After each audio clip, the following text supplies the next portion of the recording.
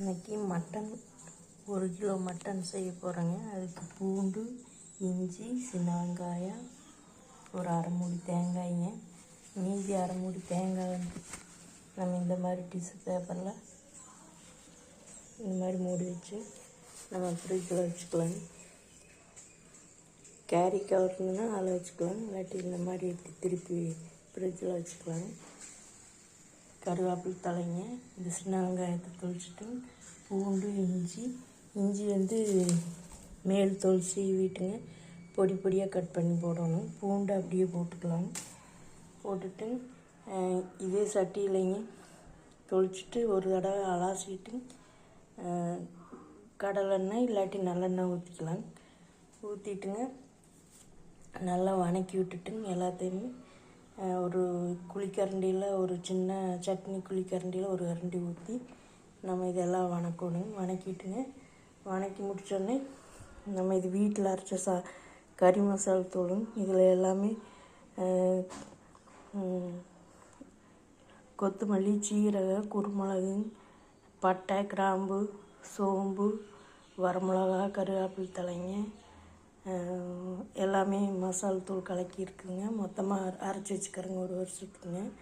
இது ஒரு ஆளுக்கு வந்து 1 ஸ்பூன் அளவு போட்டுக்கலாங்க. 1 ஸ்பூனுங்க, 2 ஸ்பூனு, 3 ஸ்பூன், 4 ஸ்பூன் போட்டிருக்கிறேன். 4 ஸ்பூனுங்க.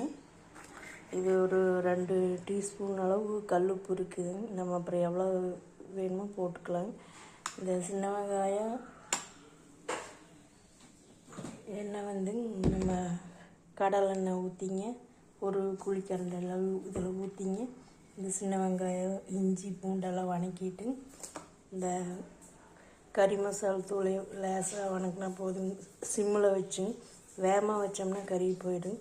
சும்மா ஒரு வெட்டு பரட்டுனா கடைசியில் போடணும். வெங்காயம்லாம் வதங்கின முன்னாடி ஒரு வெட்டு பரட்டிங்க ஃபேன் காற்றுல வச்சு ஆற வச்சுட்டுங்க. நம்ம ஏற்கனவே வெறும் கறி மட்டும் 2 தடவை அலாசிட்டு ஃபில்டர் தண்ணி கறி மூழ்கிற அளவுக்கு ஊற்றிங்க. ஒரு 4 விசில் மட்டன், 1 கிலோ மட்டன் வேக வச்சுருக்குது.